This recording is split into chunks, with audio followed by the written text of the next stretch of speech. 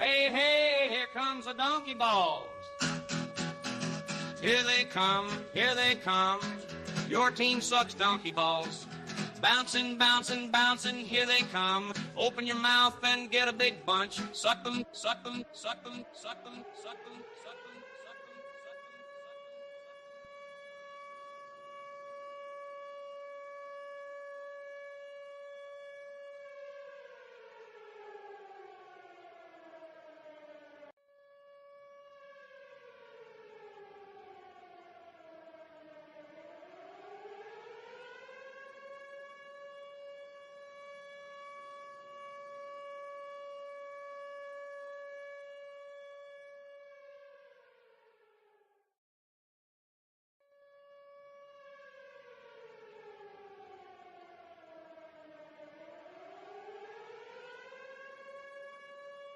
Hey, hey, here comes the donkey balls.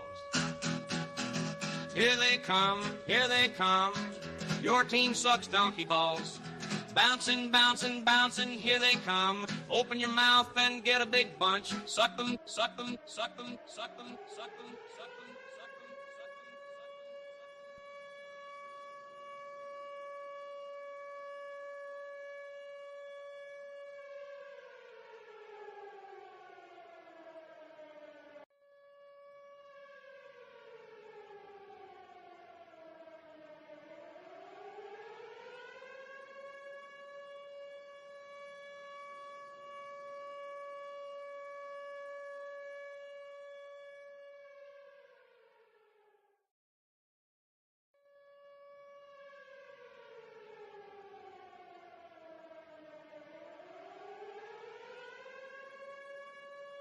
Hey, hey, here comes the donkey balls.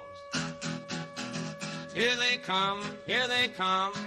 Your team sucks, donkey balls.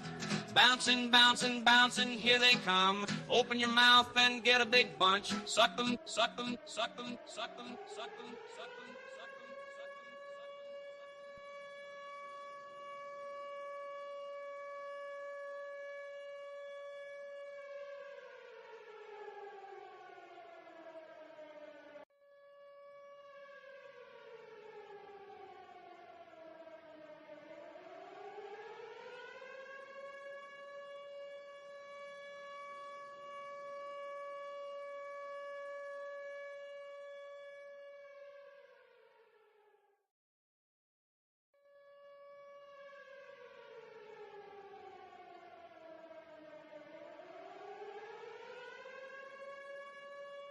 Hey, hey, here comes the donkey balls. Here they come, here they come. Your team sucks, donkey balls. Bouncing, bouncing, bouncing, here they come. Open your mouth and get a big bunch. Suck them, suck them, suck them, suck them, suck them, suck them, suck them, suck them, suck them.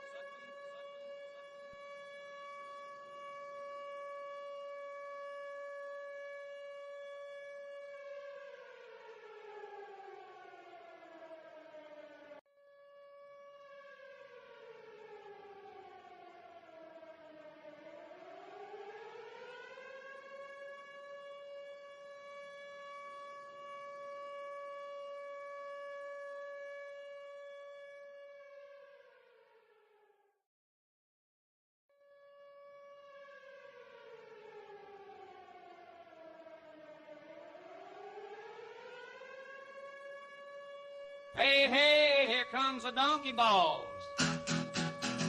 Here they come, here they come. Your team sucks, donkey balls. Bouncing, bouncing, bouncing, here they come. Open your mouth and get a big bunch. Suck them, suck them, suck them, suck them, suck them, suck them, suck them, suck them, suck them.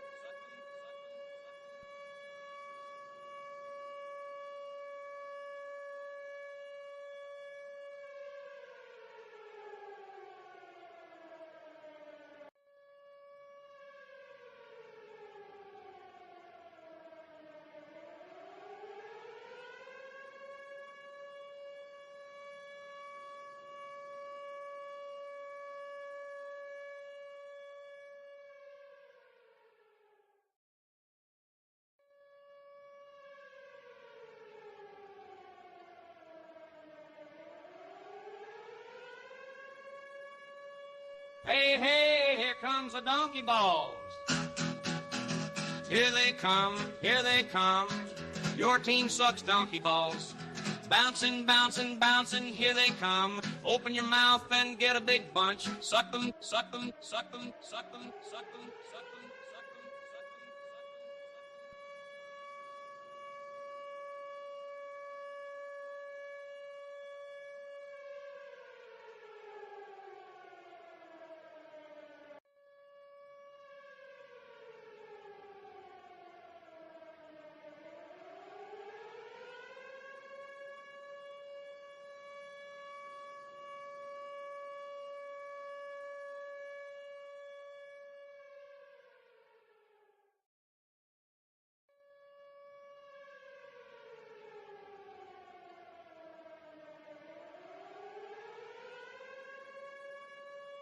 Hey, hey, here comes the donkey balls.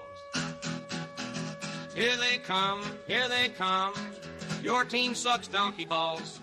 Bouncing, bouncing, bouncing, here they come. Open your mouth and get a big bunch. Suck them, suck them, suck them, suck them, suck them, suck them, suck them, suck them.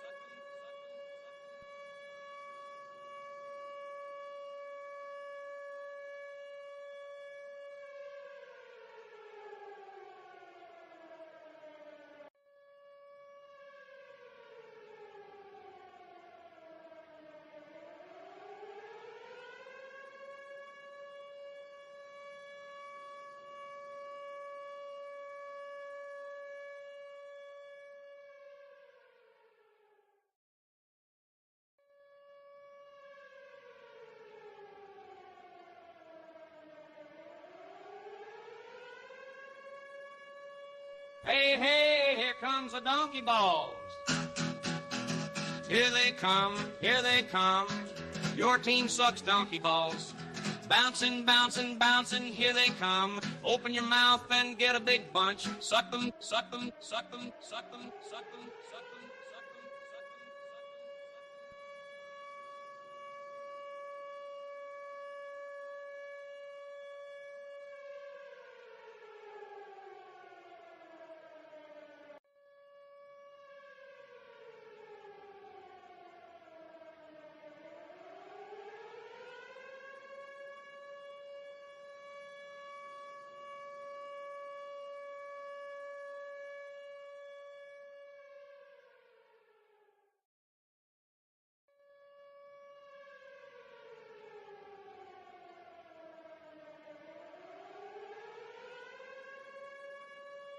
Hey, hey, here comes the donkey balls. Here they come, here they come. Your team sucks, donkey balls. Bouncing, bouncing, bouncing, here they come. Open your mouth and get a big bunch. Suck them, suck them, suck them, suck them, suck them, suck them, suck them, suck them.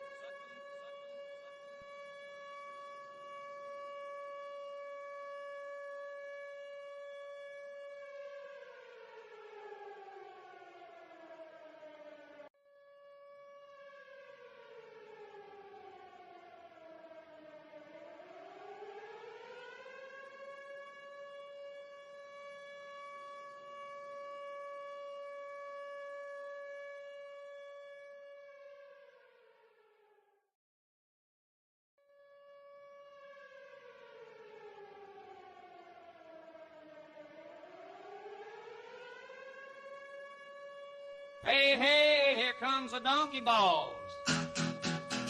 Here they come, here they come. Your team sucks, donkey balls. Bouncing, bouncing, bouncing, here they come. Open your mouth and get a big bunch. Suck them, suck them, suck them, suck them, suck them, suck them, suck them, suck them, suck them.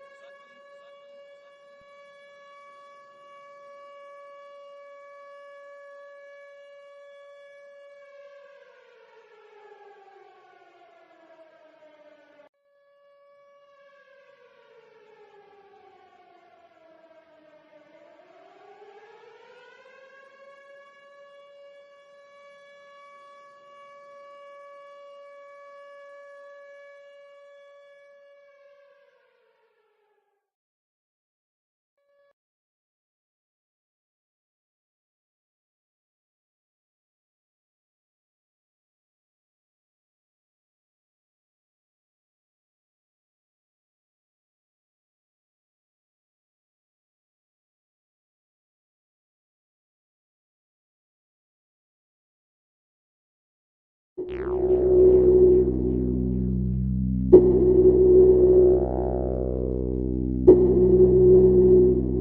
are now watching, or listening to, Smacking Off the Podcast.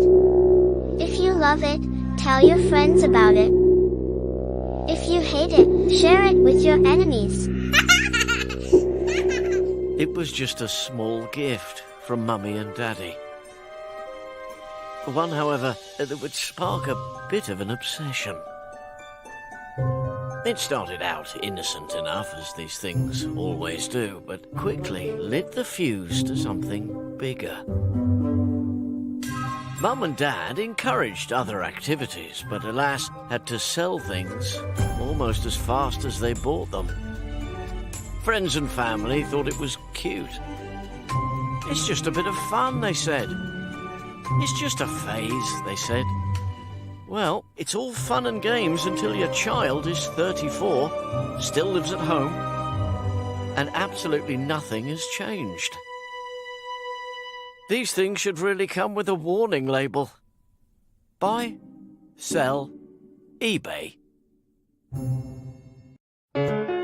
Non più tra i farfalloni amoroso, notte giorno di torno girano, delle belle turbando al riposo, narcisetto cino d'amor. Delle belle turbando al riposo, narcisetto cino d'amor. Welcome, college football fans, to another weekly installment of Your Team Sucks Donkey Balls with Dr. Balls.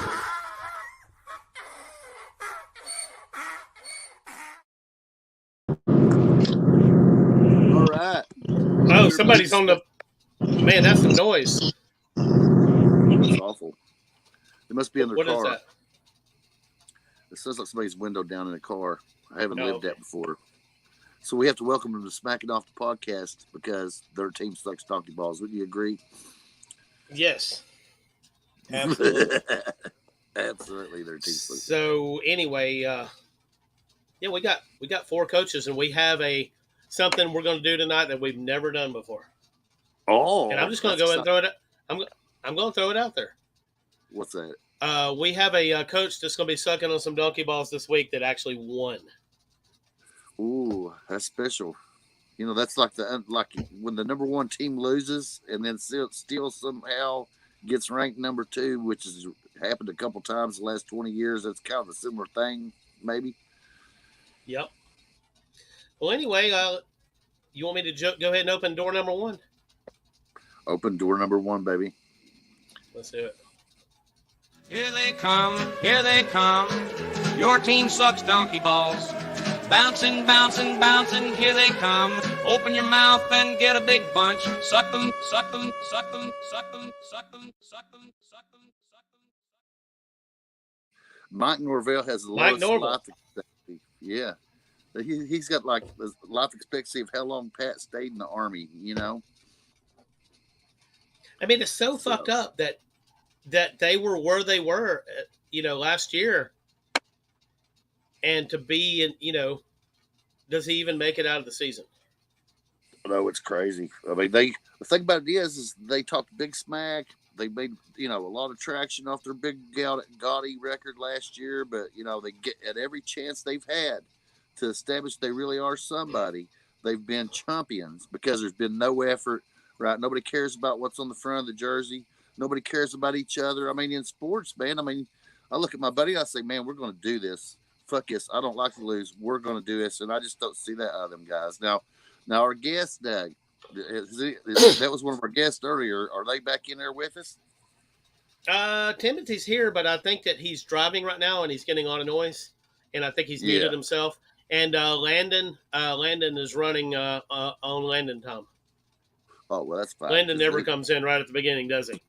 No, it's like Tulsa time. You know what I'm saying? He's living on He's Tulsa running time. on Landon time, and we're saving door number 4 for Landon. Hopefully he makes it just in. for him. Well, man, I got to say, if you're at Florida State, man, there's a lot of resources there. It ain't like he didn't have any roster. I mean, there was a turnover, but not so extreme that you can't just go 0-3 in your first 3 games at Florida State, a former powerhouse. I mean, it's a real embarrassment. I mean, the whole state of Florida is really embarrassed because you've got a shift in power from Florida and Miami and Florida State down to UCF and USF, and now Miami is resurgent. So he's missed a historic opportunity. And if you're the ADs of either Florida or especially Florida State with their lackluster showing, I mean, then you got to consider shucking this guy. I agree. I mean, this is Bowden set a standard at Florida State. That, Jimbo had his moment. I think it was a lucky moment, but it was still a moment. And I don't see any moments coming at this rate. No, I mean, First off, Florida State does not need to be a transfer portal school. They need to concentrate on recruiting. Not that they don't need to use the transfer portal, but not for their whole fucking roster. There's no need for it. There's too much talent in Florida. I mean, there's enough to spread between 4 or 5 schools, and a dominant school could get a third of the blue chips from Florida, would have a hell of a program. And even right now, he's got guys that during recruitment that were characterized as possibly being transcendent players, yet he hasn't got that out of them. So isn't that the real key? Even if he could recruit guys that were 5 stars, blue chips from Florida, and they're there, right, and get them to come to Florida State, he hasn't demonstrated the ability to either utilize them or develop them or keep them. You're right. or even get them to buy into a fucking bowl game against the first team out, being the first team out against arguably the other first team out, which was Georgia. I mean, that was a unbelievable opportunity for Florida State. Had they won in that game, had they fucking won that game, yeah, they would have come into this season. Everybody would have said Florida State was the best team last year, and they got fucked out of getting into the playoffs. Oh, that transformed the narrative. That's what the narrative would have been, but instead, the narrative was, they didn't even the players didn't believe in themselves enough to even show up to the game, and Georgia fucking pounded that ass. I will give I don't know if I'm on, but I will give Mike Norvell a little bit of leeway on that particular game. You're on, because I got to give Mike Norvell a little bit of leeway on that Georgia game.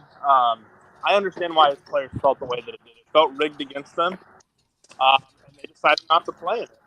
Because but at the same time, that is the biggest bowl game outside of the playoffs.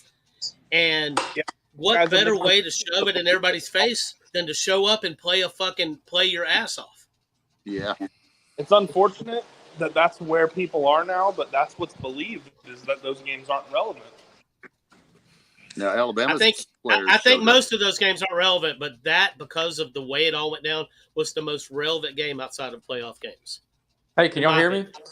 Yeah. Yes. Healthy Florida State, a Florida State that fields their team, maybe not without Jordan Travis, but I think with Jordan Travis that they were a better team than Georgia last year too.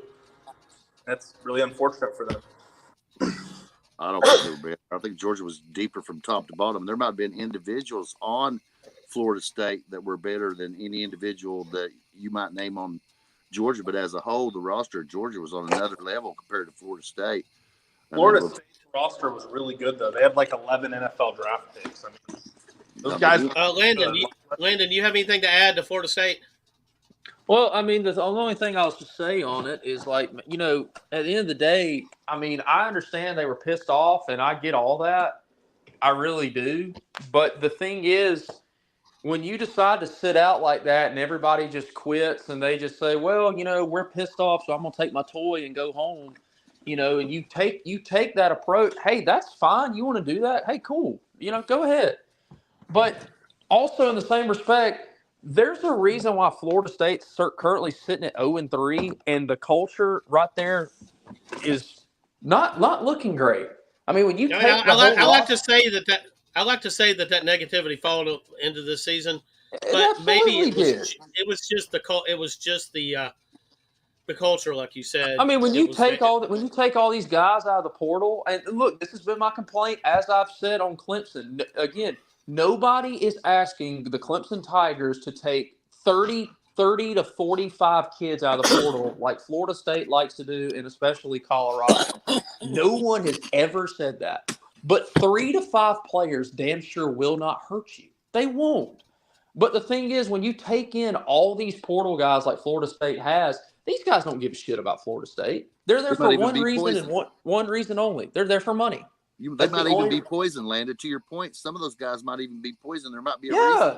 Yeah, exactly. So basically, when you roll the dice and you take all the portal guys and everything like that, hey, you may have that 1 year where it all works, where Keon Coleman's and all those guys turn out to be like studs, and they'd be really good players for you. That can work.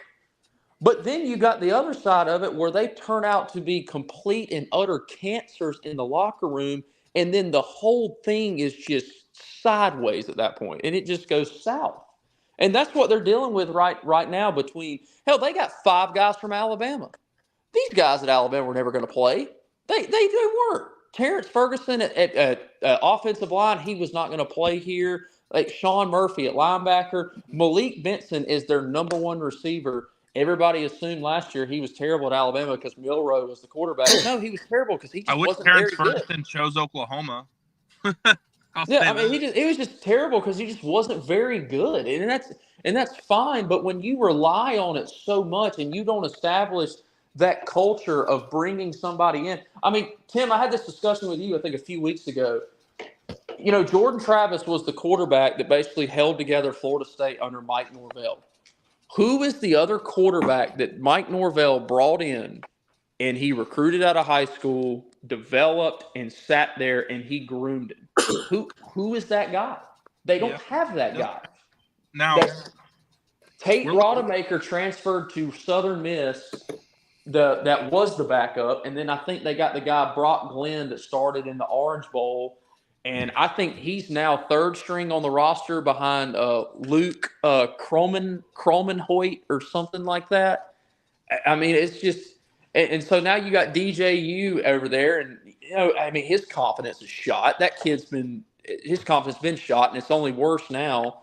So, I mean, you just look at their team. Florida State's just not even a good team. They don't have anybody really you would even yeah. I mean, they're just not a good team. On their team, but they just don't – they don't look like they are connected like a team needs to be. I think that's their biggest issue. Yeah, 100%. Now, I don't think – listen, I think it's fair to point out Mike Norvell's a really good coach. He has a really good track record. I think this year doesn't really reflect the job that he's done at Florida State because, I mean, let me remind you what he inherited, what Jimbo did to that program on the way out. And it was going to take a few years. And he got the job during COVID. He inherited. Wait, didn't he take it over for Willie Taggart? Yes. Okay. So, yeah, it was also double burned because Willie Taggart was. Now, he was awful. 100%. Willie Taggart was a joke. Yes. And then, so he inherited during COVID, which basically made him skip a whole year of roster building. Okay. And then he built a pretty good team, mostly using the portal.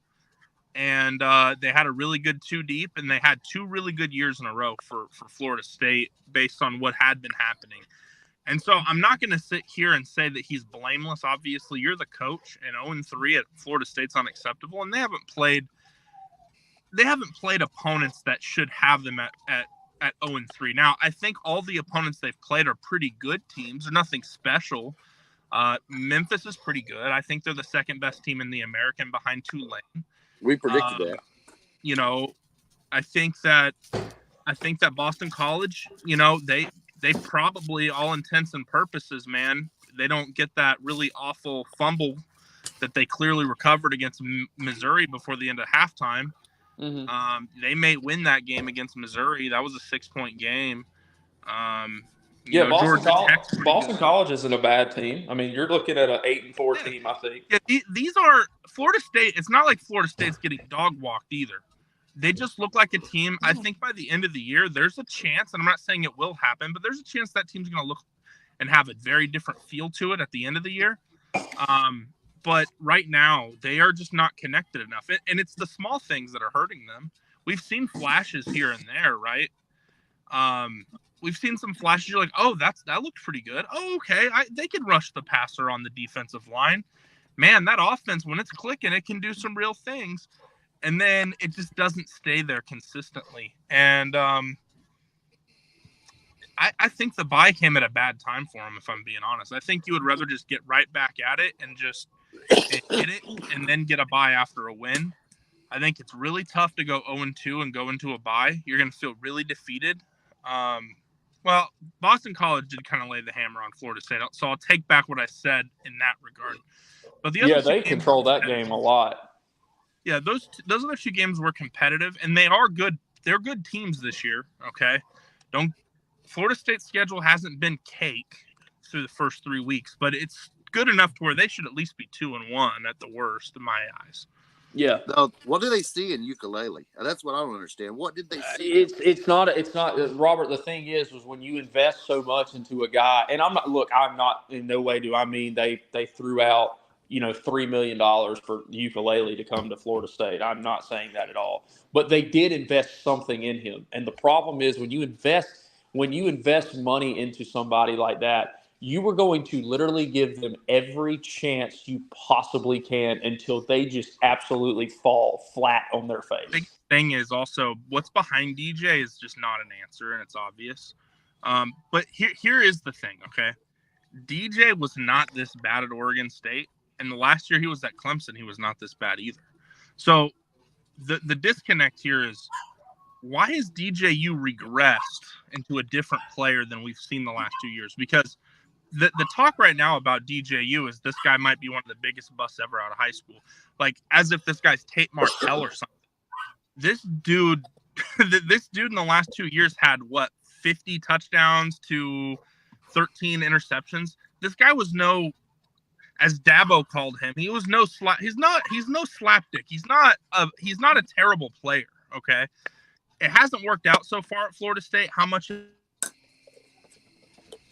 Clemson, and then I had a new coordinator at Oregon State, and now I have another coordinator with another offense. How much is that a mix into this? But I don't think that DJU, I think we're focusing on DJU because he's an easy target. Obviously, I think the issue is much bigger than DJU because 100%. I don't think I think if DJU transferred to, I don't know, let's say Milroe said, deuces, homeboys, I'm not staying at this Alabama crap because of what happened, and for godforsaken reason DJU ends up being your quarterback. I don't think he would look like this at Alabama or at some other places that already have a really nice core and foundation. That's because they would protect him with play calling. They got a better coaching staff, so therefore they would protect him with play calling, and everything he would do would be out of deception. So therefore he wouldn't be getting killed trying to unleash the ball, and he'd already be locked into a guy. I think the issue with him is DJ just has no confidence anymore. I mean, he doesn't. I will say this: as much as I give Clemson fans shit, I will say I bought into the DJU hype, dude. When he came in for Trevor Lawrence during that game in 2020, and they played Notre Dame in that, I think they still lost, but he came in, threw for like over 400 yards. I was like, okay, this is the next one. This is him. Like, damn. I mean, I was pretty confident, dude. I even picked Clemson to beat Georgia in 2021. Like, I was pretty confident in the guy. Well, he sucks. Well, God bless Florida State. I'm fixing to open I'm going to open door number 2 now. Here they come. Your team sucks donkey balls. Bouncing, bouncing, bouncing, here they come. Open your mouth and get a big bunch. Suck them, suck them, suck them, suck them, suck them, suck them, suck them, suck them. And we have Billy Napier. Now, guys, in my lifetime, I haven't seen a big-name coach survive losing to Kentucky twice, let alone 3 times, right? So he's been the most charmed human being that I ever saw in the SEC, that you could lose to your former doormats on a regular basis, and I predict he will again, right? And the funny thing about it to me is, and why they sunk donkey balls, is there has been some effort, right? But in general, I see mismanagement and bad play calling and stupid stuff, not lining up, just bad discipline. I think they suck donkey balls, guys. Yeah. So the first thing I want to say is, this segment used to be mine, and it has sure made a different. The songs and things are a little updated. That's quite impressive. I'm going to say this. The only thing I'm going to defend about Billy Napier is a proven good coach. He knows what good culture looks like. He knows how to build a program. I just think I don't think Florida is a good I think Florida has a little Texas A&M in it, if you know what I mean. There's something wrong there from the very core foundation. And it doesn't take a good coach to make this work. It takes a special coach. And Billy Napier is not a special coach because it just doesn't look right. I don't know how you fix this problem if you're Florida. It feels a little bit like the Dallas Cowboys. You know what I mean, Landon? You know what I'm saying here? Like it feels like Florida doesn't have a real chance is what I'm getting at. I don't know how much. Can I ask, did they poison their future coaching hires by the way they treated Dan Mullen? No, Dan Mullen, I will get the only thing I will say, Dan Mullen was a good coach at Florida, but the way he behaved like a 4-year-old child the last year and a half he was there, it was an unavoidable situation. They had to get rid of him. Yeah. Because you can't act like that he did. Like he acted crazy. Like I've never seen anything like that. You could tell his culture was dying. Yeah. Remember he said it was awful, brother. Yeah, like, cousin Eddie carried himself terrible. I mean, he really did. He did kind of look like Cousin Eddie, didn't he? He was very immature after shit didn't necessarily go his way, and Oh yeah. Like that. I mean, because look, I still want to be fair. Dan Mullen still won 10 games.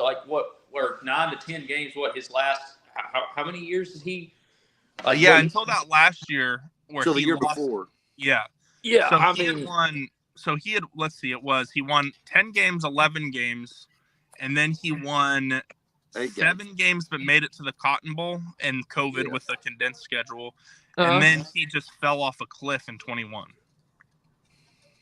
So they said he wasn't recruiting and that he wasn't spending the time recruiting that they wanted. Maybe a little bit of that's true, but they recruited fairly well, and the cupboard wasn't bare, but there was some key transfers that pissed some people off, and talk of the Bull Gators not liking him and stuff. I mean, to your point earlier, Tim, that it's like the Dallas Cowboys and that it's being poisoned from the top down.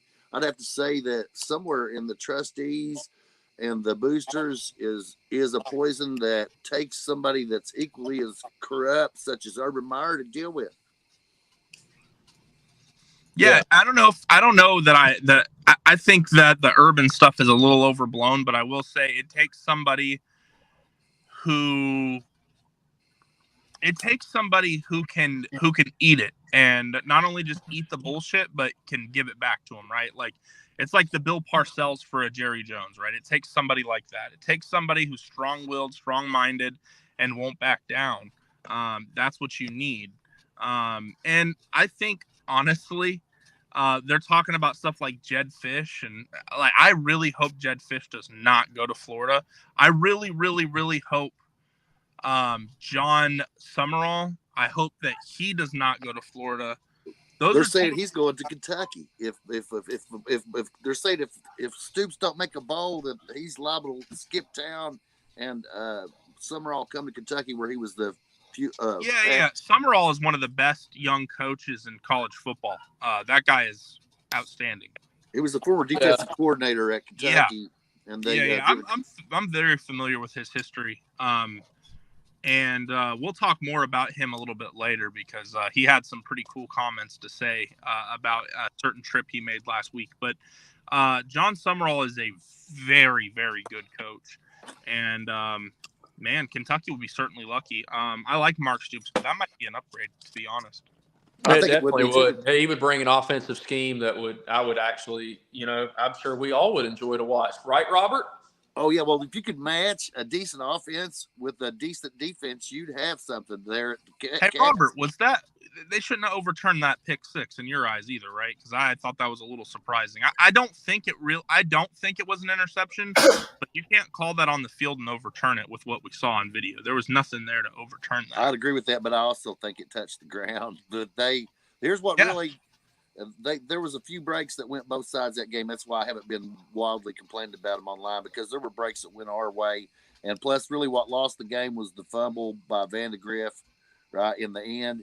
people say that Kentucky should have went for it on 4th down inside their own 50 with 3 minutes to go. No, not 4th and 8 with the way the defense was Yes, playing. exactly. I mean, you've got a great punter. You got a good defense. You had to go for it. I mean, they had to kick it. All right, What's up?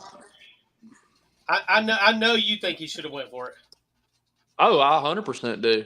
I definitely do. Look, man, you look. I understand you're playing like South Carolina or something like that, but dog, you were playing the number 1 team in the country. You got Georgia at home, and this is a chance to win. Now, look, do I have faith Kentucky would have made that? No, I don't at all. I really don't. I don't have any faith at all because of Brock Vandagriff at quarterback the whole night. But you never know, though. You never know. You still never know. Dude, you could throw it up. They could pass interference. You get an automatic first down. I mean – but here's what they thought they knew. You never know. And that's the thing. You never know. And makes so bad. I could understand it if it was 3rd and 8, you're at your 30-yard line. But here's what they thought they knew. What were you at, like the 45 or the 47? 47, I believe. But here's what they thought they knew, Landon. What they knew is that Georgia had 2 offensive linemen out, and that they had the best nose tackle in the country, right? And that the other defensive linemen for Kentucky, especially the ends, were good, if not great. So probably one of the best defensive lines in the country, top 3 in the SEC.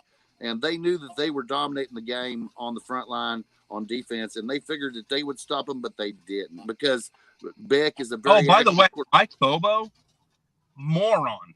I don't know how. That was such a bad play design that got that first down to seal that game for Georgia. They are so beyond lucky. That damn near could have been intercepted. Yeah, I still don't understand why Bobo didn't run it 3 times in a row, just to run out clock or anything. Well, we may be talking about these guys. Let's hold this for the for the next segment. We were talking about Florida. So now that we're talking about this game, this is a good way into opening door number 3. Here they come. Your team sucks donkey balls. Bouncing, bouncing, bouncing, here they come. Open your mouth and get a big bunch. Suck them, suck them, suck them, suck them, suck them, suck them, suck them, suck them.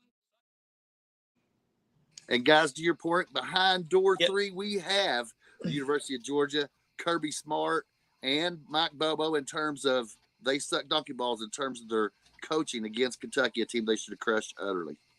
Absolutely, 100%. And this 100%. Is the first. This is the very first coach to get on donkey balls that actually won.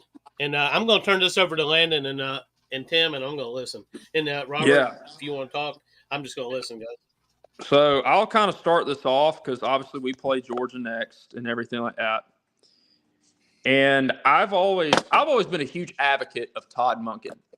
That was before Mike Bobo. I've always said the University of Georgia won their 2 natties, not because of Kirby Smart, not because of Stetson Bennett, not because of anything. They won those 2 natties because they made a hell of a hire and they got Todd Monken.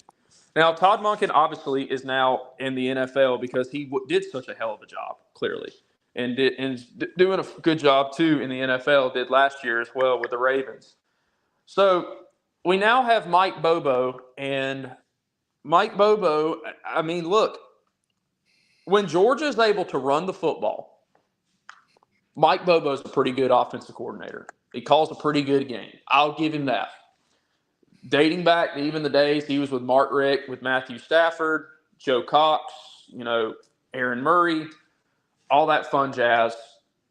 Mike Bobo's calls a pretty good game when the run game is able to open up and get going. Yeah, he's a better card game player when he has more cards than his opponent. Yes, and look, I know a lot of people would say, well, yeah, I mean, obviously any offensive coordinator's got the run game going, it's going to be able to open up the playbook. And true to a point, yes, but when you have to rely on it in order for the playbook to open up, that's where a problem can occur for Georgia. And what has happened with Georgia in a lot of these close games is they get in there and they can't run the football, and the whole offense, even with a future top 5 pick in Carson Beck at quarterback, even with that, it falls apart. Oh, he's now, not. Guys, I'd like to mention here. Carson, that guy is not a top 5 pick. He's a late. You don't think Carson Beck's going to go top 5? No, not with the way he's played so far this year. His tape this year is abysmal. He's going to drop a lot. Unless he changed. Now, there's plenty of time to change that. But NFL scouts are not going to love the tape he's put on. His tape against Kentucky is so awful. I got to mention this, though, guys. Of the front 7 of Kentucky that played in that game, 5 of those guys are going to go in the NFL and 2 or 3 in the first round, right? I mean, not to credit Kentucky. Yeah, you should do your research. We're talking J.J. Weaver. We're talking the All-American nose tackle. There's 3 other linebackers that are some of the best in the country and have great experience. That's a great team. The edge rushers. I mean, that's one of the best front 7s in the country and top 3 in the SEC. The next time that Kentucky's going to face, not Kentucky, but Georgia will face a front 7 as good as Kentucky's will probably be Alabama or Texas. So, well, and Robert, that's my point that I'm making. I mean, look, hey, Kentucky may have a good front 7, and they obviously do. I mean, I saw what they did. Clemson has a good front 7. And there's a reason why in the first half Georgia only put up 6 points on Clemson in the first half. There was a reason for that. Now, when they substituted and they put Nate Frazier in the game, and obviously Clemson's offense kept stalling and stalling and stalling. I mean, eventually the dam broke. And the run game opened up, the offense opened up, and then there you go. You score, 28 points in the second half, and you win 34-6. So I mean, that's the whole point I'm making. So now we got Alabama coming up. Well, Alabama's got dudes everywhere. I mean, they got guys like Kentucky has, but they also got them in the 2 deep and the secondary. So now you get a better secondary and a more deep defensive line to deal with, and you got offensive line issues already. Will he coach a slugfest? Will he coach a slugfest at Alabama? Yeah, I mean, it's and then you get Texas. Right. Texas has athletes all over the field. We all recruit the same guys and offer the same scholarships. Then Ole Miss, they added a lot of guys in the portal on the front 7, like Walter Nolan and the kid from Florida and everything like that. They got dudes too, and you play them on the road just like you did Kentucky. And unless someone's going to tell me Kroger Field's more hostile than Tuscaloosa and Texas and all that, you're going with bigger fans, a bigger capacity and everything like that. So it only gets harder. It doesn't get any easier. Well, that's the beauty of the integration of teams like Texas and OU into the conference and the expansion of the conference, as well as the 12-team playoff, is that there are going to be some teams fall off, and there are going to be some teams get hit hard. SEC least to hide behind like they've had for the last 10 years. Right. There's nothing to hide behind. You're going to play at least 3 of the powerhouses, no matter what team you are in the SEC. Unless you're Texas, you somehow avoid that. And Missouri. They avoid a lot. Missouri avoided a lot as well. Yeah, but Missouri. Yeah, Missouri is going to get smoked in the middle of their schedule, and then somehow Missouri plays at UMass. I still want someone to explain that one to me. If y'all can find that out, how that happened, that'd be great. There's a home and away. They had to have signed a home away a long time ago. It was probably a 4x1 home and away. Yeah, something. I don't know how UMass ends up as the home team. I still don't. I mean, there's no West way Virginia Alabama ended up at Marshall. Oh, did Missouri play? No. Yeah, the SEC played an SEC-only schedule in COVID, right? Now, hold on. Now, Oklahoma went to Tulane recently. Well, Oklahoma was supposed to go to Tulane. The Big 12 did, too. The Big 12 also played outside their conference. So both the SEC, but some games were canceled by the other conferences. Like, for example, Kentucky had like 4 cupcake games and only got to play like 2 of them or something like that. Yeah. So what happened, Tim? They didn't end up going? Yeah, they were supposed to go to Tulane in 21, and then because of the hurricane, they had to play the game in Norman. Doesn't Tulane play in the? Does Tulane still play in the New Orleans Superdome or no? No. Okay. No, they have their own little. They have a little on-campus stadium though. Tulane did just host Kansas State though. Okay. Yeah. That's a big game. But yeah, I mean, I don't know, man. Georgia probably just had a bad game. Kentucky's a good team. I don't know if you guys know this, but Georgia scored 20 or less in each of the last 5 games up there in Kroger Field. So for whatever reason, Mark Stoops kind of has, that Georgia offense number for whatever reason. Maybe that's the game he's just most motivated to do well for whatever reason. Well, look, I'm not saying that, when they play Kentucky, obviously it's a physical game. Obviously, all that stuff happens and everything like that. And I am not saying that at all.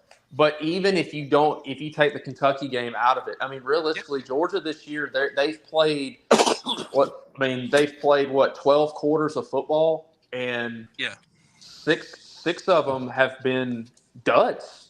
All 4 quarters in the game against Kentucky was a dud offensively. The first half against Clemson was a dud. And then, look, I mean, their second game, they played Tennessee Tech in Athens. I mean, for fuck's sake. Yeah. Georgia has question marks for sure. Mike Bobo's a problem. Mike Bobo is big games. Put it this way: if Todd Monken was there at Georgia with Carson Beck, oh God. I mean, Todd Monken was so good. The man made the midget Stetson Bennett look good and won 2 natties. That's why I give that guy so much credit. It made people lose their mind and actually think that they could compare Stetson Bennett to guys like Baker Mayfield. Well, Bowers is gone too, guys. Now, Bowers was a weapon across the middle for him. And Oscar Delp is really good. Is a really good player, but obviously he's no Brock Bowers. Yeah, no, I mean, Brock Bowers has proven in the first 2 weeks of the NFL. I mean, he's a pretty damn good player. I mean, the other thing, though, here is I really don't understand how Georgia's wide receiver room is so mediocre. I mean, it's not good. Oh, it's awful. They recruit that position. They tried to bring in Robert Thomas to help themselves, but, that room is not good, man. They have guys that are 4 and 5 stars, but they're just not good football players. Is that because they was featuring tight ends, and while they were featuring tight ends, recruits were you can play. I mean, Robert, you can play 12 personnel and still have 2 really good wide receivers on the field, though. That is true, and you could also play 3 and 1 and feature a star receiver. And they tried to get this transfer tight end from Stanford, the Ben Yurcik, and he's playing for him. But dude, to be honest with you, I've seen him play. Dude hasn't done anything. No. He's a blocking tight end. Yeah, I mean, he's done, but at Stanford, he was actually pretty productive. I was kind of, when they got him, I was like, shit, that dude may be pretty good for Georgia. Now, their running back that was supposed to be the man this year actually transferred to Kentucky, and he's been injured and hasn't even played down yet. But the running back that they thought they were going to have actually transferred to Kentucky. And maybe the ones that are coming up now, from what I've seen in that game, they weren't all-world running backs. They were certainly solid, but they weren't, dominant. Georgia hasn't had a dominant running back since DeAndre Swift. I mean, they've been fine. They've been all right. I mean, they haven't had a bell cow or anything like that at all. Nobody that, that's going to get you out of a jam type of guy. They really haven't had that.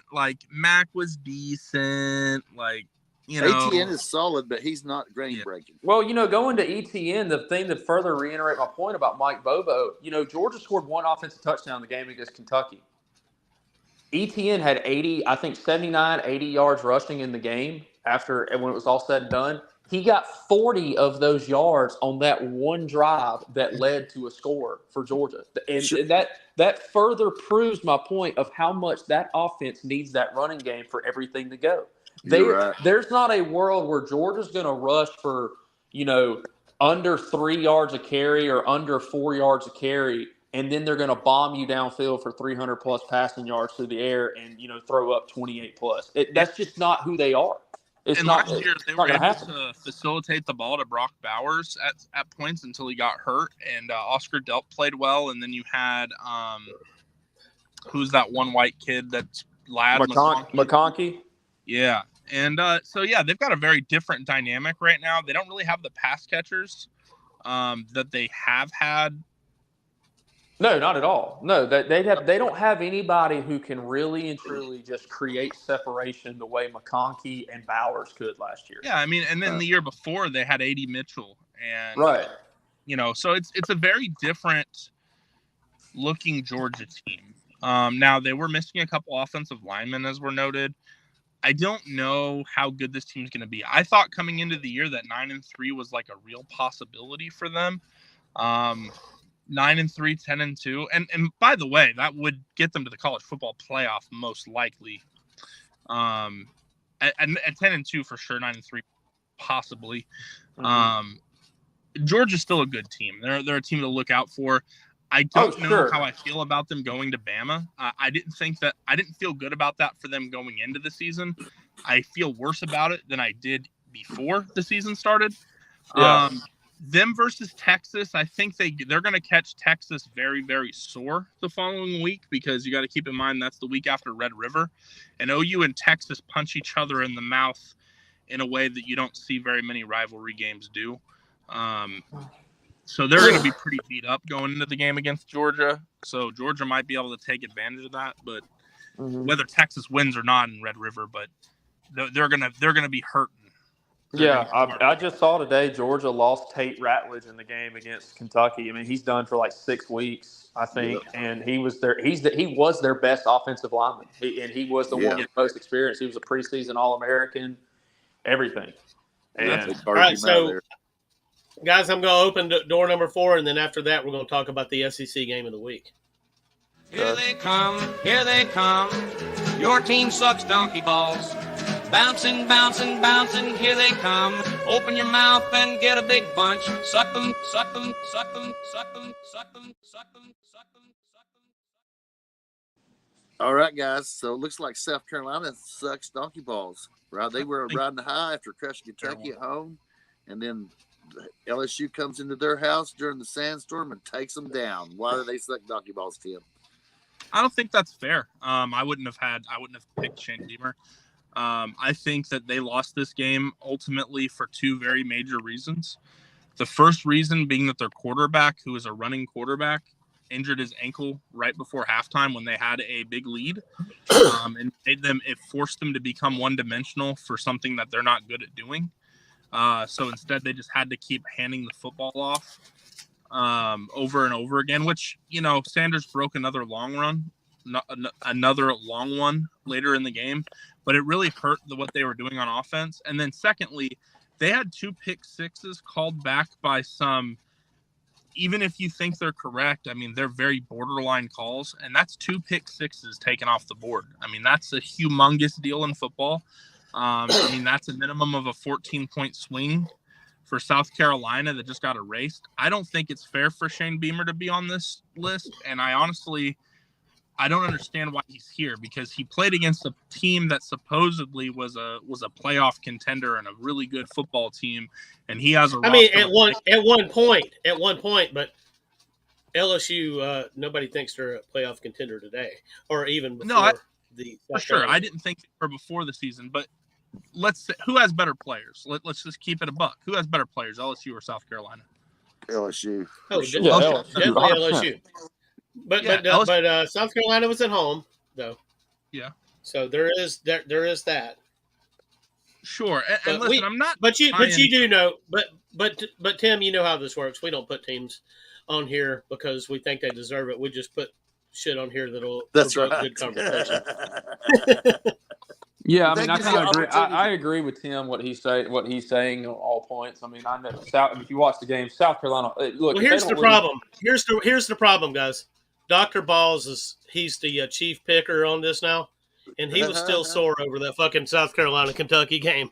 That's right. Hey, I didn't think they were going to beat y'all like that. I really didn't. I didn't know. I don't know what the fuck happened that day. It was a horrible lack of effort. I have no idea, but rest assured, y'all made up for it the very next week against Georgia. But yeah, no, I mean, look, if Lenora Sellers doesn't get hurt, South Carolina wins that game. 100%. Everybody knows it. Like, if you don't know it, you're either an LSU fan or you're a Clemson fan that just hates South Carolina. Or you didn't watch the game. Yeah, who didn't watch the game? Like, if you watch the game, Lenore Sellers doesn't go down. LSU gets probably blown out, honestly, because they couldn't stop anything. LSU's defense is still Swiss cheese this year. It's not good. By the way, so is USC's. Yes. I mean, it's not that great. And look, in the pick sixes that were called back, need I remind everybody, Doug, listen to this. The head official for the Clemson LSU game was none other than our good friend Jason Autry. Jason Autry's referee crew. The famous referee crew that called Alabama for 17 penalties in Neyland Stadium in 2022 and decided to throw the phantom pass interference call after Kool-Aid McKinstry had reached like the 50-yard line and he intercepted it at the goal line. So I have no sympathy at all when people are talking about like officiating, because that crew, if Jason Autry is a part of the referee crew for your game, you are fucked. Get ready for a ton of penalties everything to be called known to man. It'll be the ugliest, most disgusting football game. So I feel the South Carolina fans' sympathy because the officiating was horrible. It was and the targeting calls. The targeting calls are out of hand, man. I saw them where they were just good football hits getting called targeting, and some of them led with their head and their helmet. I know you're not supposed to spear anybody no more, but man, I just feel the targeting calls has gotten out of hand. Now we want to protect players, but man, a good hit is a great hit. You know. Yeah, I feel what you're saying there. My biggest thing is like South Carolina seals this game with that last pick 6 of Nussmeier, even if you think the first one was a good call. And I will say one of two things, and here's where Shane Beamer does get a little bit discredit. Let me ask you how often it's a good idea to headhunt the quarterback after an interception in today's football. Is that a good idea? No. No, it's a stupid ass idea. Yeah. And the guy who did that deserves to hang out with Shane Beamer for the first half next week, because that is just full-blown stupidity. Yeah, you should never even touch him. Like, you literally don't even need to bother him because, like, it's not like Garrett Nussmeier was going to hawk that dude down by any means. Yeah, so South Carolina, who doesn't have an offense anymore unless Sanders gets lucky and breaks another one off, just took a touchdown off the board. So they basically just turned Nussmeier's interception into like a turnover on downs deep into their own end zone. In their own end. They changed what that was. It switched from being a momentum shifting dagger to, hey, guess what? You still can't do anything on offense because the only thing you have is off tackle left. That's all. That's your offense right now. Yeah. Pretty much. Brian Kelly. It makes it bad if LSU would have lost that game, dude. Brian Kelly's seat would have got so damn hot, very hot. It makes it bad. He lives to fight another day. He blamed another player, bro. Maybe he could have thrown Nuss under the bus this time.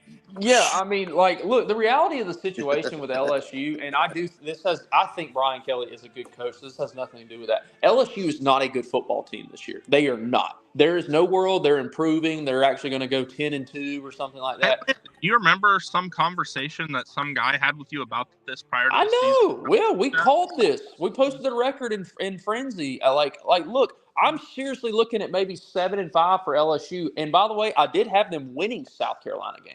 They still got more L's to come. This isn't the last time that they're going to suffer something. This season is not going to go well for LSU. They have one receiver. Kyron Lacey's the only receiver they got. You already lost your running back for the year. Now they think some new freshman who happened to go off against South Carolina is going to save the day. Nussmeier throws the ball all around the yard, but he's going to be a turnover machine, so you might as well get prepared for that. And the defense is still Swiss cheese, and Harold Perkins' best year was his freshman year, and he hasn't gotten better ever since. So, what have you done? All you did was bring in Blake Baker to work with the same underwhelming pieces you had last year, and you still have no defensive line depth. Your defensive line's horrible. Yeah, I agree. It's not going to be a great year for LSU. It's really not. And anyone that disagrees, you're either just a blind homer or you're fucking retarded. Shannon Russell would disagree. Well, watch the games. We all watch the same games, do we not? Doug, do we all not watch them? Doug, on a side note, you remember the 2019 LSU-Oklahoma playoff game where you, Shannon, Dane, and Landon convinced me to go on and to do a segment with Shannon Russell that I didn't want to do, where I picked OU to win even though I didn't think they would win. Oh yeah. Alex Bryan, for some reason, believed I remember it. that I actually think that I actually picked OU to win that game. Can y'all please clarify that I actually was not truly picking OU? No, you never did that. No, you're a homer, but not that bad. Well, it wouldn't have been good for the segment for you to come in and say, Shannon, you're right. OU's going to lose. No. It was beautiful. We appreciate you, Tim. You are awesome. So, man, guys, how about the biggest fucking game of the SEC this week? Oh, it's so weird. There's old reliable Sugar Bowl MVP. Hey, it's the boy right there. There he is, the one game wonder. Hey, he was really in Tennessee as well. Oh yeah.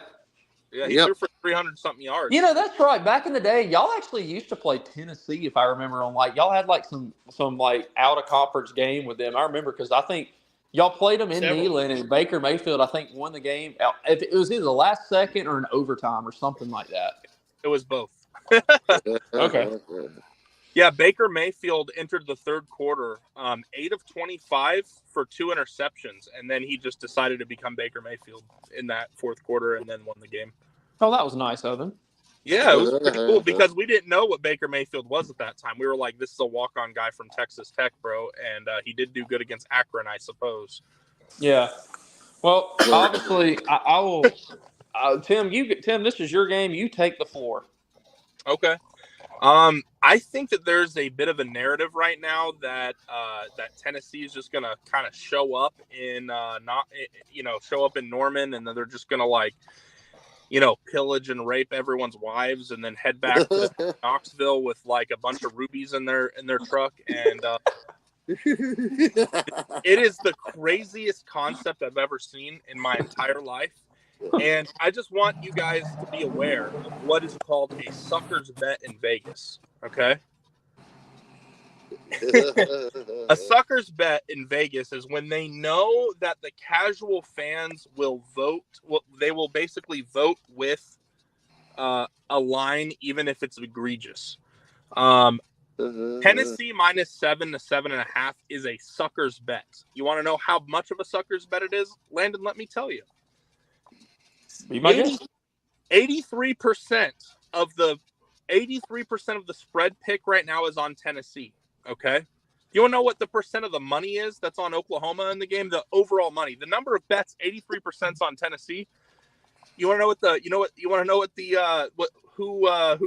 like Oklahoma has 40% of the money. Mm-hmm. The smart people are taking Oklahoma and the points. Okay. I'm one of those people, for the record. Yeah. And then you go to the money line, right? Okay. Mm-hmm. Money line is like 88% Tennessee. Mm-hmm. And OU has 35% of the money line bet of money line money with 12% of the pick. Mm-hmm. So this is a sucker's bet. The smart people are taking the Sooners, and they should. Do you know why? I'll tell you why. One, Josh Heupel's offense does not have a worse matchup that they could play against from a defensive perspective. Brent Venables' defense is designed to beat these offenses. Okay. He's designed to suffocate these offenses because, and what's the best thing against tempo, right? A really good middle linebacker who's going to put all his guys in the right position. Okay. You know what else is really good against tempo teams and tempo offenses like this? Helmet communication. Very true. So, very true. To me, this is Oklahoma could very well lose this game, and I'm not going to pretend like Oklahoma has looked like they're world beaters this year. Offensively, they have struggled, but defensively, this is a really, really bad matchup for Tennessee's offense. Oklahoma is a chaotic defense. They put you behind the sticks. They will make you go 3 and out and make you give Oklahoma the ball back in 45 seconds with this offensive philosophy. Oklahoma has NFL players at all 3 levels of their defense. They're deep. They can rotate 8 to 10 guys on the defensive line. They have a pass rusher who just had 3 sacks last week, a pass breakup, 3 more pressures, and a strip sack fumble. Okay. That's on one side. And then they have Danny Stutzman, who's inarguably the best linebacker in college football this year, alongside the fact that everyone talks about Peyton Bowen and Billy Bowman. You know who the number 1 rated safety is so far this year? Robert Spears-Jennings. Okay. Oklahoma entered the season thinking that Robert Spears-Jennings was their number 2 at best, but probably number 3 safety. And he's been even better than that. Kendall Dolby, who is the cheetah, he missed last week due to concussion protocol. He's already been cleared. He's going to play. I'm sorry for breaking that here. He's going to play. And he's a top 60 draft pick. He plays basically a hybrid corner nickel. He plays the Isaiah Simmons position, if you guys remember that guy from Clemson. Oh, yeah. And he is really, really good. This is going to be a very tough matchup for Tennessee on defense, or for their offense. Where it's going to be interesting and where Tennessee can win this game is if Oklahoma doesn't get right on offense. Oklahoma hasn't been right on offense all year. They're sub 100 in offense, which I don't even know that I even have been alive the last time that's happened. Now, we're only 3 games in, and Oklahoma's been missing 7 guys, and they're 2 deep on the offensive line and missing and they kind of got surprised to start the season that 4 of their top 5 wide receivers were also unavailable. This week, Oklahoma is expected to get back several offensive linemen. I don't know if they would be very happy with me if I shared the starting combination from today's practice, so I won't do that. But it's very good news for Oklahoma fans. I'll tell you that much. Oh, come And on. You should. Don't you do that. This is you suck donkey balls, damn it. Hey, there's only right now there's only 4 confirmable people listening, and 3 of them are retarded. Go ahead and share it. I will say Nick Anderson will be back this week. One of the top wide receivers in college football. He hasn't played a snap this season. He will be back this week against Tennessee, which means that Tennessee, who their secondary is not great on tape. I'll just leave it at that. It's not good. They have a starting safety who looks like he's straight out of Dabo's camp. Oh God, it's going to be tough for if Oklahoma's able to play the offense that we figured they'd be able to play to start this year. Because let me tell you what's not easy to do. Okay, if you've played football, you know that there's one thing when it comes to injuries. Okay, you have to have depth, but you can't have 7 guys out on your offensive line, but you especially can't start a freshman 4th string center for 3 games and think that everything's just going to go great. All right. That's what Oklahoma's had to do. Oklahoma has a redshirt freshman center named Joshua Bates, who I think has a very bright future, but it's not right now. And he has struggled very badly. He's not supposed to be playing right now. He's been forced to play. I give him a lot of credit because I'm sure this has been a tough time for him. But Oklahoma will have a different center.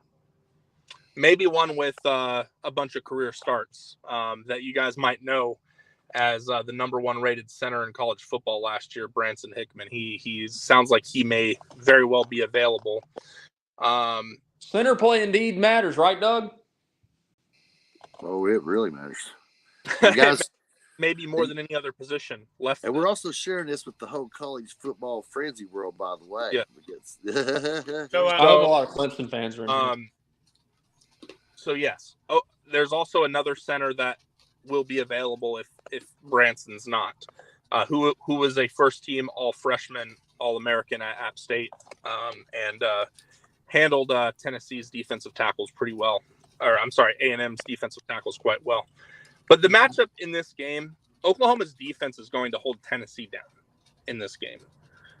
Tennessee's not going to score a bunch of points in this game. Newsflash, whenever they average around 4 yards per carry, they typically lose the football game.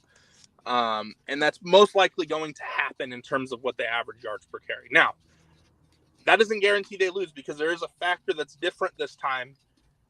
They have Nico Iamalava. That was wrong. Don't care. I think as good as I can do. This Nico, I'm about to leave you. Yeah. So they've got a young quarterback who's a good player. I watched a bunch of tape from last year and into this year just to kind of get a feel. The first half of NC State was a lot different than I think people understand the perception of that game to be. There was a really silly mistake by Grayson McCall that ended up going for a pick six the other way. Shouldn't have happened. Should have actually been a touchdown on that play for NC State to tie it up right before half. Early in the game, NC State was really having a hard time protecting Nico against a 3-man rush in this game. Tennessee's offensive line has some good players on it, but they're new players for this offense. And I think people kind of forget that a little bit. They haven't really had to do much. They've played Chattanooga and Kent State. Kent State would probably lose to Chattanooga, okay? Just so we understand. I want you guys to understand how bad Kent State is, okay? You should put like $500 if you just have liquid money on Penn State covering 49. Okay. But aside from that. So let me say that Josh Heupel, above any fucking SEC coach, has the biggest nostrils I've ever fucking seen in my life. And I know he's an OU guy, but you could fit a fucking baseball up in one nostril. Man, I feel bad for that. I'm not guy. joking. He needs to go to the gym. That's a big fucking nostril. But yeah. Josh Heupel knows what this is. That's the one thing that does worry me about this, because if Tennessee was coming in as high as their fans are, they would be humbled really bad with the game. But Josh knows what this is going to be. He's not an idiot. He knows he's going to come in there and it's going to be an absolute slog fest. I know he knows that. I know he's not arrogant enough to think he's walking in there and just, going scorched earth and all this. The last time Brent Venables went up against a Josh Heupel offense was the Russell Athletic Bowl, and Oklahoma had Trevor Knight, Sterling Shepard, Samaje Perine, 4 offensive linemen that went to the NFL, and they got held to 6 points, 40-0 before they scored. So, yeah. I mean, I echo all Tim's points on this. I mean, look, I'm not saying that Tennessee's a bad football team or anything like that. I think Tennessee is a very good football team. If Oklahoma wins, I think it's a good win and everything. But look, I think Tennessee's got to go and play a great fucking game, and Oklahoma Oklahoma can't play up to potential. I mean, that Tennessee needs this. I just the only thing with Tennessee that I just caution everybody on, Tennessee does this every year. They have a very good offense. They start out and they play some opponents that are just, not that great. Look, what they did to NC State did not shock me a single bit. Tim can vouch for it. I told him my bet of the week was Tennessee in the spread over NC State. I think NC State's a horrible football team. I think they are. Look, that's just my opinion. And so far this year, I'm not really wrong. They were in a dogfight with Western Carolina. They got blown out by Tennessee, and then they were in a dogfight last week against Louisiana Tech. They're not that great, and that's okay. That's okay. They're not great. But all you can do when you play a bad team is beat the fuck out of them. And to Tennessee's credit, that is what they did. They did the same thing to Chattanooga. Last week against Kent State, look, guys, they're up 30-0, and they're kicking an onside kick. Please do not sit here and tell me Tennessee is so good and they have this unstoppable offense because they hung 70 on Kent State and they were having to kick onsides up 30-0. They're not that good. They just wanted style points for the fans and for you to cover. I guess Josh Heupel gambles on the side. If he does, kudos to him because he helped me win that bet. But either way, I in no way think they're just going to walk into Oklahoma. The offense is just going to hum up and down the field, and Oklahoma's just going to spit and sputter, and the score's going to be 42-10, and it's just going to be a rout. I just don't believe that. I really don't. I think it's going to be a really good football game. Tennessee's front seven is pretty solid. I'm not saying it's not. Breaking news, though, Tennessee has a good front seven every year. They've always done well at stunting and stopping runs, but their secondary is cheeks. It's always been cheeks. It's not going to change. The only reason that it hasn't been exposed the first 3 weeks because they haven't played a quarterback worth of shit. They haven't played anything. Nothing. The NC State game got so out of hand until there was nothing they could even do to even try to expose it. And by the way, before just so you guys understand, it's 10-3. And NC State's moved the ball pretty well most of this first half at this point. We're about 3 minutes in the second quarter, left in the second quarter, and that pick six happens. You know what was just happening before that? They handed the ball to Hollywood Smothers like 4 times in a row and gashed them for a bunch of yards. Got all the way inside the red zone in 3 plays. Grayson McCall had a guy wide open for a touchdown because the guy who had the pick six vacated his zone.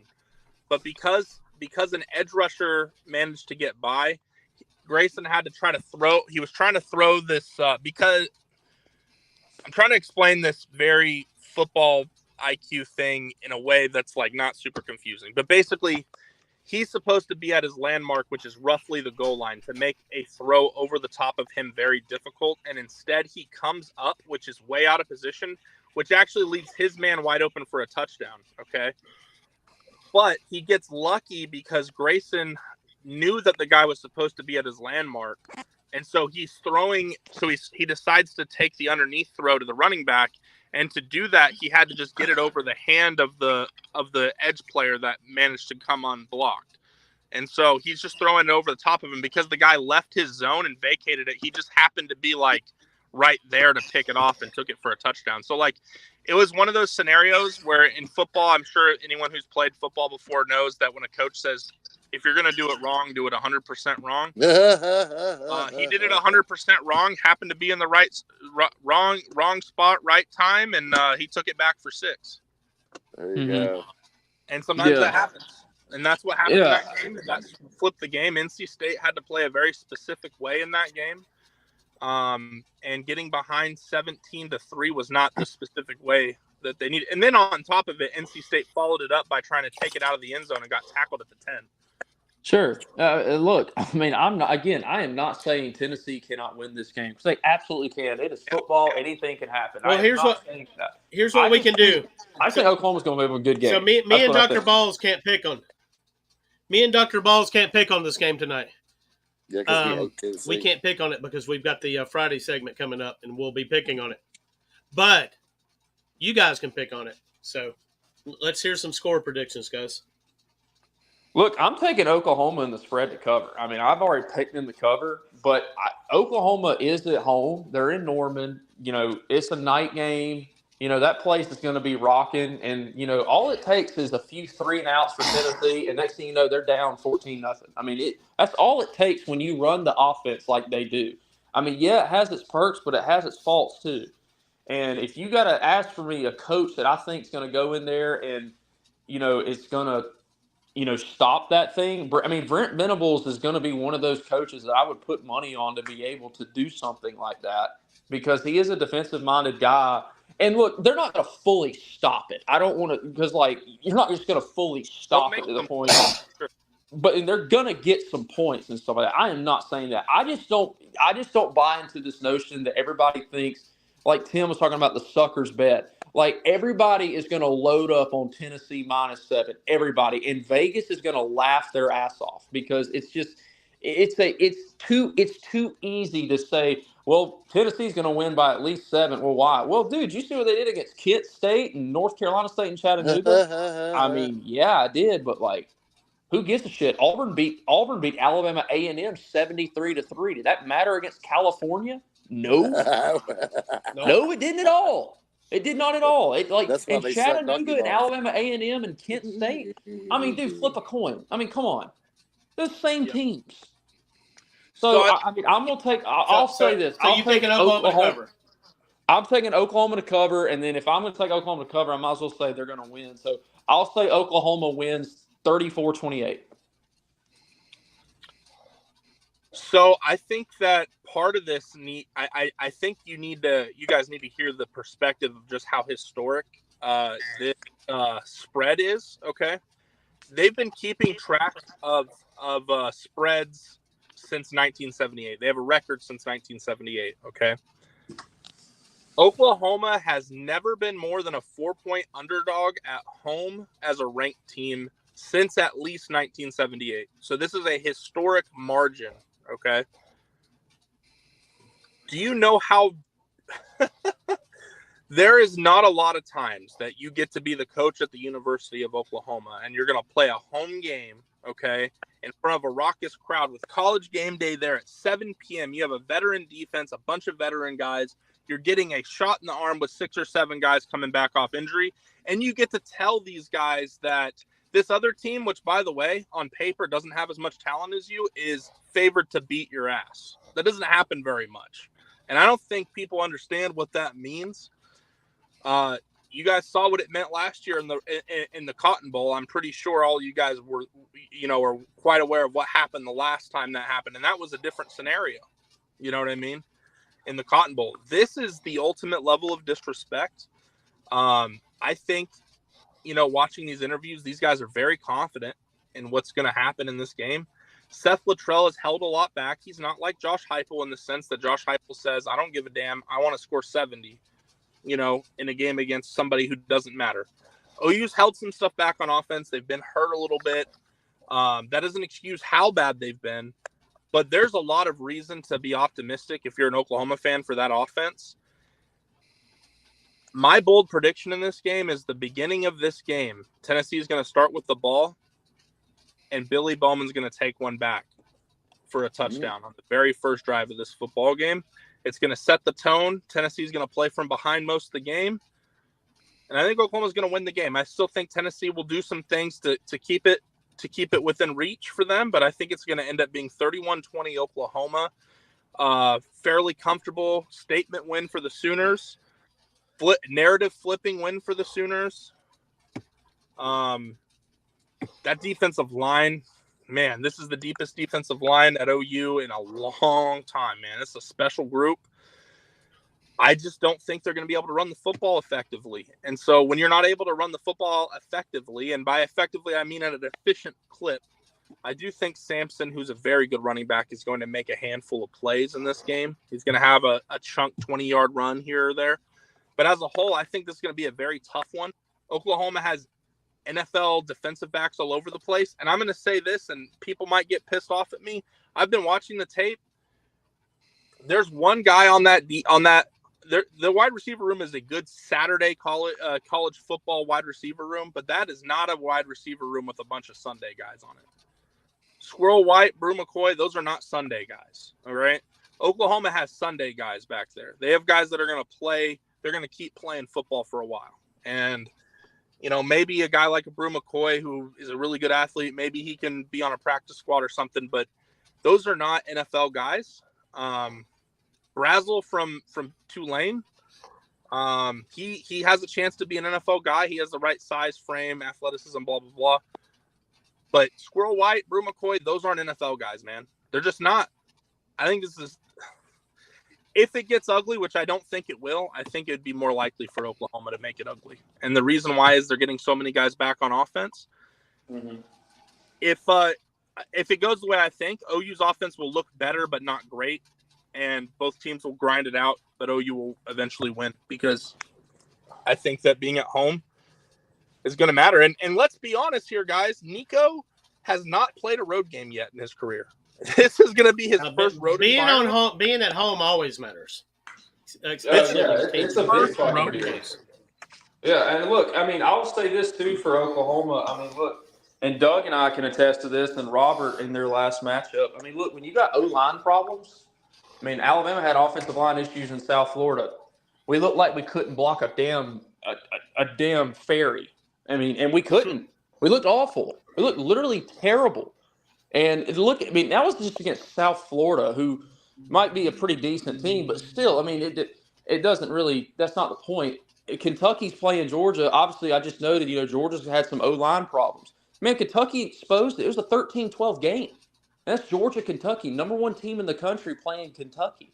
So, I mean, when you're Oklahoma and you got O-line problems, I mean, yeah, the first three games, hey, look, guys, they might not light the world on fire and look like the greatest show on turf. I mean, hey, breaking news. But they're getting those guys back, and especially when you got center problems and you're going to get the center back, you can't tell me that's not going to help. That can only help. Or you can't tell me it's going to hurt. That can only help them. And also being on the biggest stage helps too. Yeah, I mean, you're at home too. You're the home team. I mean, crowds rocking. I mean, look, man. Like I said, we just played, Georgia, Kentucky in Kentucky. It's a road game for the number one team in the country. Everything shit was not sweet.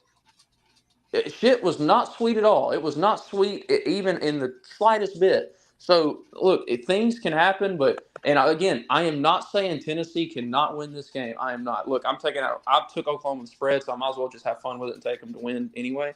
But I think it's just going to be a really good football game. I don't think that this narrative that Tennessee's just going to win by 4 touchdowns because they've looked good on TV to everybody against Kent State. I mean, give me something else for that. I mean, come on, man. Just give me something else other than that lame excuse. Well, how about this? Everyone's talking about welcome Oklahoma to the SEC. How about welcome Tennessee to Oklahoma? Welcome the SEC to Oklahoma. Let's end the show on this note, guys. Well, I mean, when was the last time Tennessee played Oklahoma? And someone let me know what the score was. Did Tennessee win? No. No. Exactly. Well, did the SEC patch matter? Not really. Exactly. So case closed. That fucking All right, so let's end the show on this note. Fuck those Vols, right? Fuck them. Yeah. Fuck them. Later, See y'all. guys. Non più tra i farfalloni amoroso, notte giorno di torno girano, delle belle turbando al riposo, ma ci settuato giro d'amor. Delle belle turbando al riposo, ma ci settuato giro d'amor.